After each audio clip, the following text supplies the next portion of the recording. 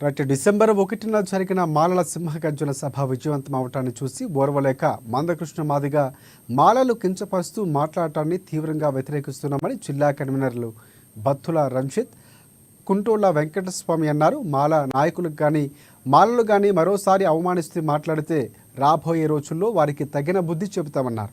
నోరు అదుపులో పెట్టుకుని మాట్లాడాలని అన్నారు. మాలల సింహగర్జన కార్యక్రమానికి నిర్మల్ నుంచి వేలాదిగా తరలివచ్చిన మాల సంఘం సభ్యులందరికీ నిర్మల్ జిల్లా కమిటీ తరఫున ప్రత్యేక ధన్యవాదాలు తెలిపారు. 1వ తారీఖున ఏదైతే హైదరాబాద్ పరేడ్ గ్రౌండ్లో జరిగినటువంటి మాలల సింహగర్జన కార్యక్రమం చాలా గ్రాండ్గా సక్సెస్ అయింది.